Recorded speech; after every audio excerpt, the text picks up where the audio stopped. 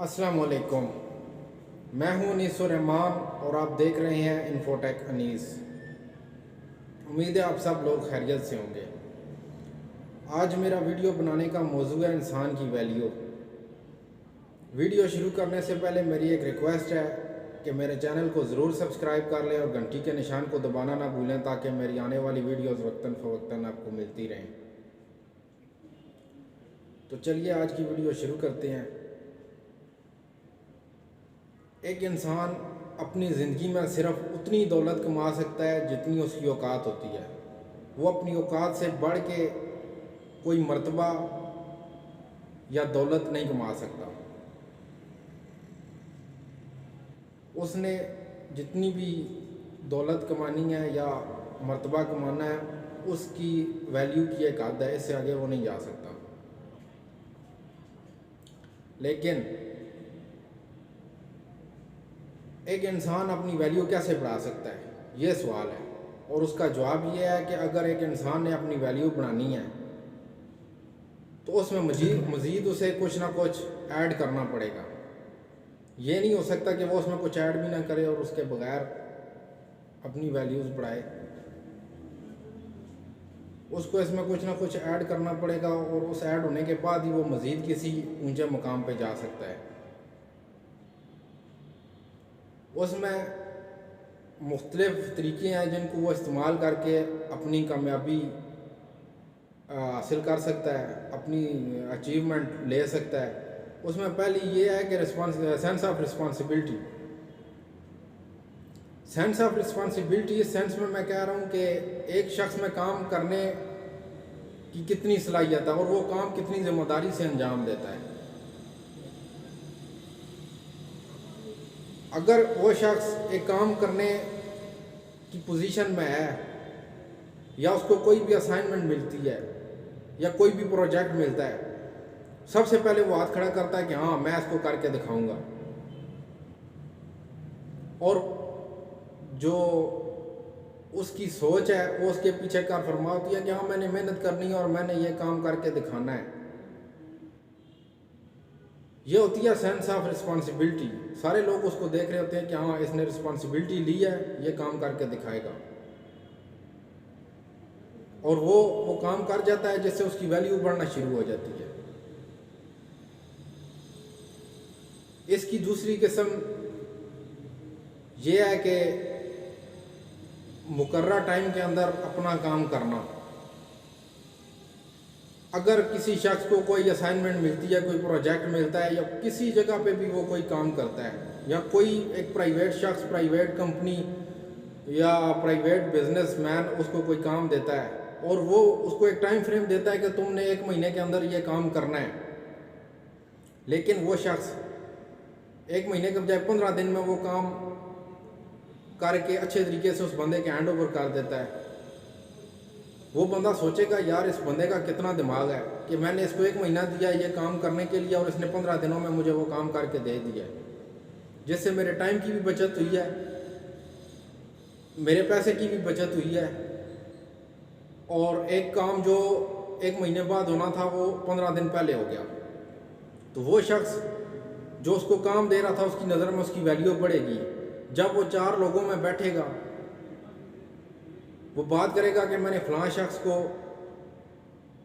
ये काम दिया था और 1 महीने का टाइम दिया था, उसने 15 दिनों में मुझे काम करके दिया। तो इससे जो बाकी लोग होंगे वो भी उसकी तरफ राग़िब हो जाएंगे कि ये शख्स बड़े काम का, ऐसे काम कराना चाहिए। तो इससे इंसान की वैल्यू बढ़ेगी और जब वैल्यू बढ़ेगी तो अर्निंग भी ज़ाहिर सी बात है बढ़नी शुरू हो जाएगी।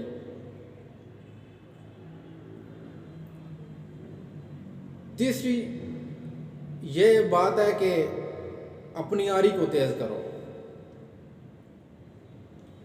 एक लड़का था, वो जंगल में लकड़ियाँ काट रहा था। सुबह से शाम हो गई लकड़ियाँ काटते हुए उसको। एक बूढ़ा आदमी उसके पास से गुजरा। उसने कहा तुम किस टाइम से लकड़ियाँ काट रहे हो? उसने कहा मैं सुबह से लगा हुआ हूँ। उस शख्स ने उसको कहा कि अपनी आरी तेज़ करो।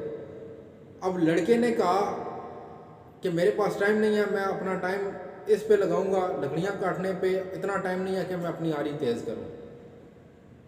और यही मौजूदा सूरत हाल हमारी पाकिस्तानी कौम की है कि हम वो काम जो थोड़ी सी मेहनत के बाद आसानी से हो जाता है हम उसकी तरफ जाते ही नहीं हैं। हम बेशक कोई चीज़ बिल्कुल फारिग हो, हम उससे काम करना शुरू कर देंगे, लेकिन वो काम नहीं करेंगे जो थोड़ी सी मेहनत के बाद आसानी के साथ हो जाने वाला है। तो उस लड़के ने उसकी बात नहीं सुनी। उस शख्स ने जब कहा कि अपनी यारी तेज़ करो, तो वो लड़के ने उसकी बात सुनी ही नहीं। तो वो शाम तक काम करता रहा। तो यहाँ पे मेरा कहने का मकसद ये, अपनी यारी को तेज़ करने का मकसद आपका जो औजार आरी है वो नहीं है। यहाँ पे मेरा पॉइंट ये था, अपनी यारी को तेज़ करो कि अपने स्किल्स में मज़ीद इम्प्रूवमेंट लेके आओ। अपने जो स्किल्स हैं वो रोज़ाना नई बातें सीखो।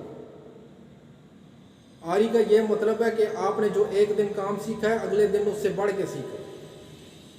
ये ना हो कि आपने एक दिन ये काम सीखा, दूसरे दिन उससे 2 कदम आप पीछे हो। ये आरी तेज़ करने का जो मेरा फार्मूला था वो ये नहीं था। वो ये था कि जो दिन आज आपका गुजर है ना, कल आने वाला जो कल है वो आपका आज के दिन से बेहतर होना चाहिए। तो मेरा मकसद आरी को तेज़ करने वाला ना यह था कि अपनी आरी को तेज़ करो। और चौथी बात यह है कि ओवर थिंकिंग, जो हमारी सोच है। एक बड़ा शख्स अपनी सोच से पहचाना जाता है और एक जो कम ज़र्फ शख्स है वो अपनी सोच से पहचाना जाता है। दोनों में डिफरेंस है ज़मीन आसमान का। जो बड़ा शख्स है ना, वो ये सोचेगा कि मैं एक दिन दुनिया का अमीर तरीन शख्स बन के दिखाऊंगा, और जिस दिन से वो सोचना शुरू करेगा वो बनना शुरू हो जाएगा। और एक छोटा शख्स है, उसकी पहचान ही यही है। वो अगर उसके पास पुराने मॉडल का बाइक है तो उसकी सोच इतनी होगी कि मैं एक नए मॉडल की बाइक ले लूँ, या थोड़ा सा से आगे 2 स्टेप और चला जाएगा, वो कहेगा कि मैं अच्छी सी गाड़ी ले लूँ। इससे आगे वो नहीं जा सकता। लेकिन बड़े सोच का जो आदमी है वो एक दिन सोचेगा कि मैंने एक दिन इस दुनिया में खड़े होकर कहना है कि मैं वो शख्स था जिसको तुम लोगों ने कहा था कि ये कुछ नहीं करता। आज मैं वो शख्स हूँ कि तुम लोग मेरे पीछे फिर रहे हो। मैंने दुनिया का अमीर तरीन, मैंने दुनिया का कामयाब तरीन शख्स बनना है। इस वीडियो को बनाने का मेरा मकसद ये था कि अपनी सोच को वसी करें, अपनी सोच को बुलंद करें। देखें, सोच को बुलंद करने पे ना कोई पैसा नहीं लगता। आप लेटे लेटे भी सोच सकते हैं, आप लेटे लेटे भी अपने प्रोजेक्ट माइंड में ले आ सकते हैं। देखें, प्रोजेक्ट हमेशा माइंड से बनते हैं, प्रोजेक्ट पैसे से नहीं बनते होते। बड़े प्रोजेक्ट दें बड़ी कंपनीज़ को, आपका नाम हो। बड़े प्रोजेक्ट दें बड़े कॉन्ट्रैक्टर्स को, आपका नाम हो। जब आप ये बड़ी बड़ी चीज़ें सोचेंगे, जिस दिन आप सोचना शुरू करेंगे, मेरा ये ईमान की हद तक यकीन है कि जिस दिन आप सोचना शुरू करेंगे बड़ी सोच के साथ कि मैंने दुनिया का एक कामयाब तरीन शख्स बनना है, एक दुनिया का अमीर तरीन शख्स बनना है, उस दिन आप बनना शुरू हो जाएंगे। क्योंकि उसके पीछे आपकी नीयत होगी, और अमाल का दारोमदार हमेशा नीयतों पर होता है। तो मेरा वीडियो बनाने का मकसद ये था कि इन 4 चीज़ों को अपनी ज़िंदगी में जगह दें, इन 4 चीज़ों को अपने साथ लेकर चलें। ये 4 चीज़ें आपको कामयाब बनाएंगी। एक है सेंस ऑफ रिस्पॉन्सिबिलिटी, दूसरी है काम को टाइम के अंदर अंजाम देना, तीसरा है अपनी यारी को तेज़ करो, चौथा है हमारी सोच, ओवर थिंकिंग। तो ये 4 चीज़ें जब आप अपने साथ ले के चलेंगे तो आप लोग कामयाब होंगे। अदरवाइज़ बाकी जो दुनिया धक्के खा रही है, आप लोग भी इसी तरह धक्के खाएंगे।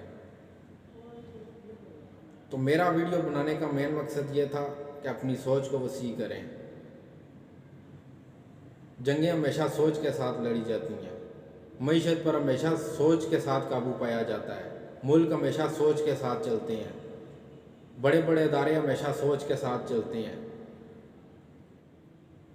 उम्मीद है आप लोगों को मेरी वीडियो पसंद आई होगी। अपना फीडबैक मेरी कमेंट्स बॉक्स में ज़रूर दीजिएगा। इख्तिताम इस दुआ के साथ कि जहाँ रहें खुश रहें, आबाद रहें, अपना और अपनी फैमिली का ख्याल रखिएगा। फ़ी अमानिल्लाह।